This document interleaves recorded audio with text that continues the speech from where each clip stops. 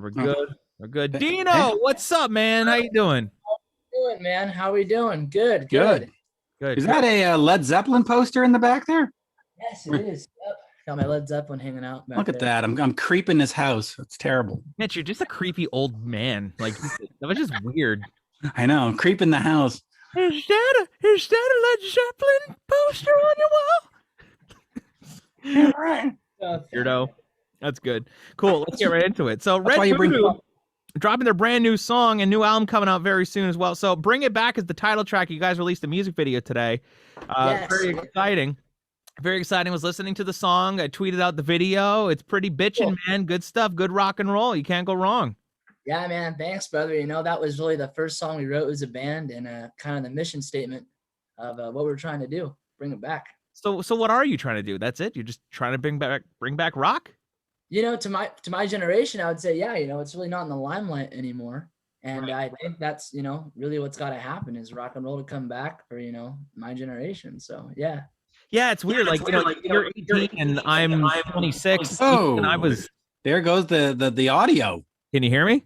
Yeah, but it was Yeah, doubling. It was doubling for some reason. Oh, I think he has this on speaker. That's what it is. Oh. Yeah. But yeah, so I was saying, you know, I'm 26 and, you know, when I was in high school, everybody was listening to, you know, house music and Tayo Cruz and Jason Derulo and Bruno Mars and all that stuff or Swedish House Mafia. And I was like the rock kid that, you know, wanted to play Van Halen and Motley Crue and Def Leppard and Right. Kiss. So, you know, it's you and I have a lot more in common than probably know. Yeah. Yep. What kind of bands were you into, you know, going through high school and stuff? I mean, like, I guess you graduated now, like you're out of high school. Yeah, I graduated, and but you know, man, probably Van Halen, you know, Sammy Hagar, of course, Y&T, Led Oh, Zeppelin. hold on a second. Let's talk about the Van Halen thing because your guitarist Dave in there. He's Davin he's Loiler. doing the whole hammer-on technique into the Bring It Back song. Talk to me about that and getting that Van Halen influence in there, getting those Eddie kind of moments in there. Yeah, man, for sure. And you know, when Red Voodoo first formed, we were a Van Halen tribute band, cover band, play all over, you know, Northern California. Right. Hold on. Sammy cover or Dave cover? Both. All right. We did both. Mitch, Which hold on a second. Mitch, why do you have to politicize it right away? I just gotta. Which was the hardest to sing, the Dave stuff or the Sammy stuff? Oh, Sammy stuff, because Sam could actually sing. See? There you go. Yeah. Beautiful. That's the way to do it. But we had to do both to please both people, because people will walk up and go, man, why don't you do the Dave stuff? But for an answer, I prefer the Sammy Hagar stuff. Right. Sure. Yeah. See? And also, you know, you also got the bonus track. You guys are doing Rock and Roll Weekend, which is Yeah, man. So- Really cool. It was great to get Sammy Hagar's blessing as well.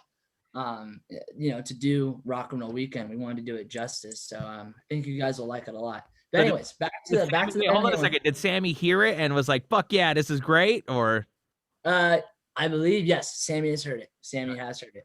Yeah. Now we're talking. All right. So let's get back to the Van Halen stuff. So the Van Halen stuff, yeah, man. So, you know, Van Halen always been a big influence in Red Voodoo. And, you know, the first time I met Davin Loiler, you know, I asked him, hey, could you play any guitar? And the first thing he played for me was Eruption. That was the very first thing he played. And you know, right from then, we kind of had this connection. My hero was Sammy Hagar. His hero was Eddie Van Halen. And we just kind of took those influences and ran with it. what a show off! First thing he plays is Eruption. No, he's a great guy. He's a great guy, man. So how But do you you- guys? Yeah, I go was on. just gonna say, but that's when you look at him and say, no, but seriously, can you play Smoke on the Water? Like, you know, Eruption, like, man, get over it. Yeah, can you play Heartbreaker? You know, and like, come on. Right. So how do you guys go from, you know, getting this band together and then working with Frank Hannon and, you know, producing you know, an album of original tunes? Well, man, you know, funny thing, dude, I actually messaged Frank in class in high school, and I just asked him, hey, man, my band's trying to get to the next level. You're kind of like the guitar god in Sacramento, and I just want you to check out our stuff. And I guess he heard of the band and heard of myself from, you know, through the grapevine in Sacramento. Mhm. And he said, you know, call me on, this was a Friday when I contacted him. He said, call me on Monday. So I called him on Monday, and the first thing he asked me was, do you want to be a rock star? That was the first thing he asked me, man. And I was just like, am I really talking to Frank Hannon right now? Is this really happening? And anyway, so we started talking back and forth, and he invited me to come play a local show with him with the Frank Hannon band. And I got to sing Getting Better. So, just kind of one thing led to another. And then I showed him, Rise Up, and he really did that. That's when he really started to produce the band. But let me ask you this, how does a kid that's in high school in, like 2018, 2019, know who Frank Hannon of Tesla is? Like, how do you discover this music? Well, I think, I'd probably have to thank, my parents, my dad, first of all. He was in bands back in the 80s, 30 years ago. And how I discovered Frank was Frank actually produced my dad's band 30 years ago for only 2 days. So kind of my dad's claim to fame was, for 2 days, Frank came in, produced his band, and, probably went on tour or something. But what was the name of your dad's band? Because have we heard of them? Oh no, they were just some local band. Local Sacramento band called Treason. Wow. But when Frank met my dad again and met me, he didn't even remember. He thought my dad was the drummer when he was the bass player. So it just kind of shows. Wow, that's the two people that you don't really get to know. He's like the bass player and the drummer. Yeah, it's the drummer. Who cares? It's the singer and the guitar player. Come on. Yeah, that's who we care about. That's funny. Was there a little bit of jealousy from your dad? Like, fuck, I was produced by this guy. I could have been big. Now my son has got the chance. No, there or no, man. He is super supportive, and it's just kind of like he's living vicariously through me. So no, I have the most supportive parents in the world. So yeah, man. That's awesome. Yeah, it is. So what does Frank bring to the table in the sense that, listen, he is from back then.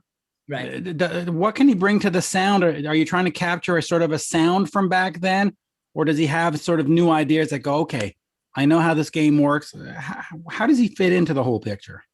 First and foremost, he's our producer, especially when we wrote this album, like you said, he has all this experience that he shares his wisdom to us when we, come with writing up songs.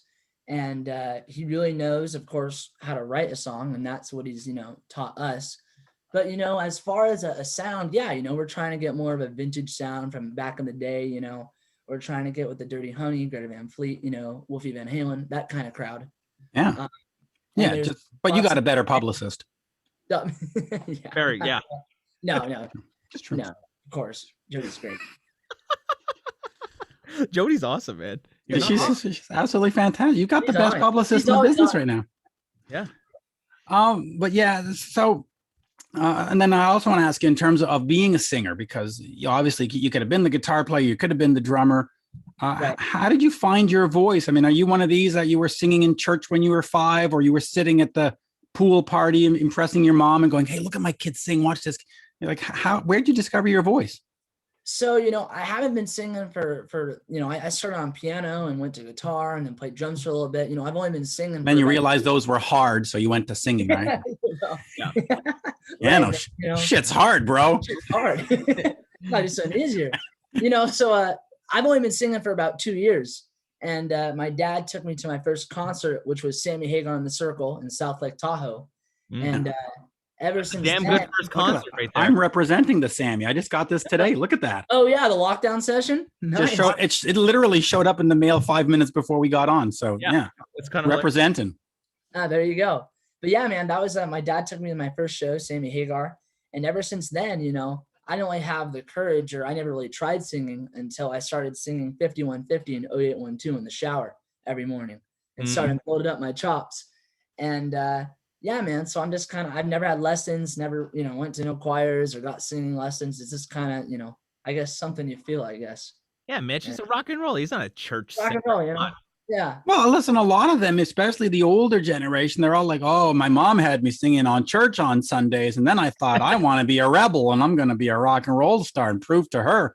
So I don't know. How do you start to be a rock and roll singer in 2021? I mean, I don't know. Is it the same path as before? Like, how did you find your bandmates, and how did this band get started? Did you post on Facebook, drummer, bass player wanted?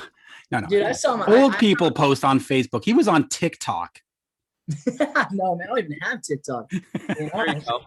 I don't even have TikTok. Hell no.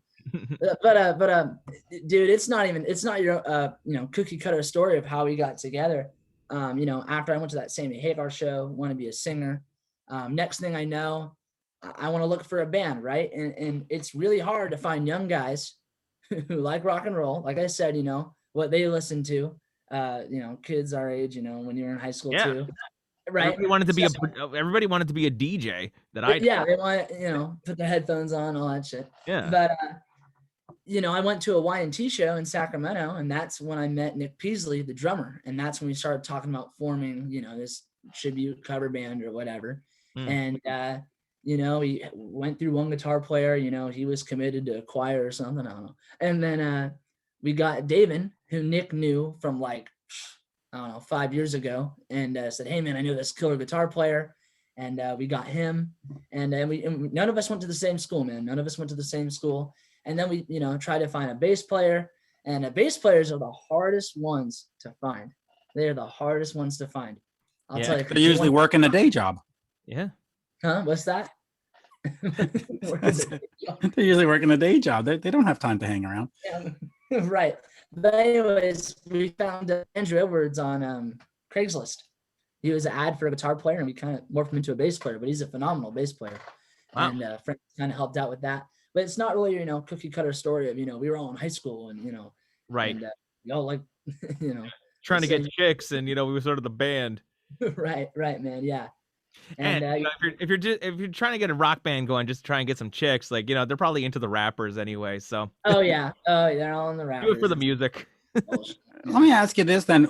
What do you think is going to be the hardest challenge in getting noticed and getting played? Because yes, we can just throw a video up on YouTube, and yes, you can talk to us, but how do you sort of get to that next level? I mean, Frank is definitely going to open doors. He knows management. He knows promoters.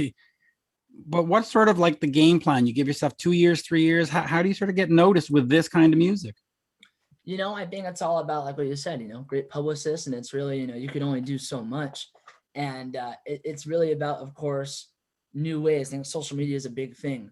And, one thing I've seen, of course, Wolfie Van Halen do so well is he's really good with his social media. The Foo Fighters as well, Yeah. Foo Fighters are doing things with iHeartRadio and just, it's modern. And that's kind of the goal that we want to go with too.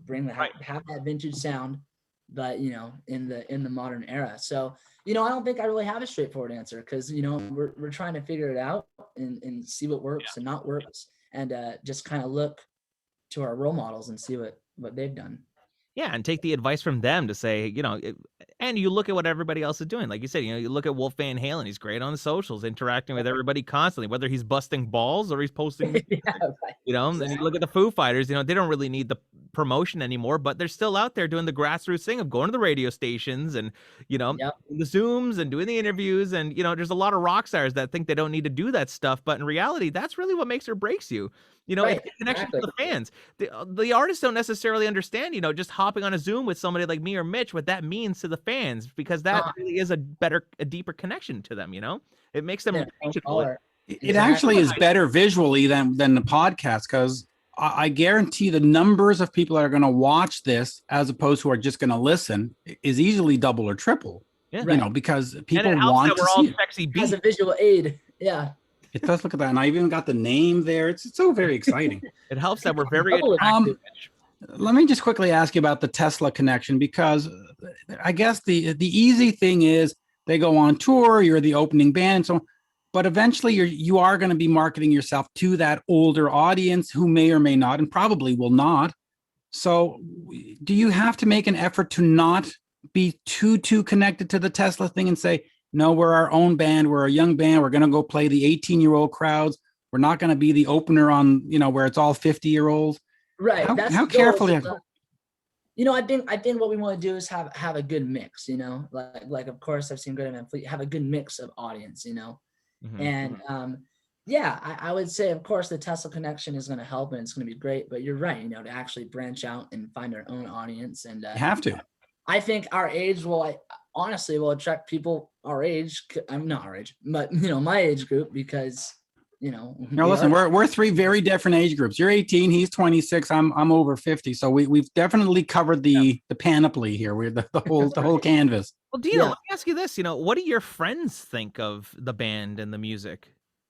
They totally support it. They think it's really cool and they like it. And, some of them, I think as I've seen, been in high school and stuff and had the same, circle of friends, is that, as you grow older, I think your taste in music matures, because I could see they start not listening to, all the rap artists and all the, crap that's on the radio today, and actually more listening to, Fleetwood Mac, starting slowly getting into some. But do you need to incorporate some of that? I mean, do you need to get some loops and do you need to sort of, pop it up a bit or make it a little bit more bouncy, for the lack of a better word?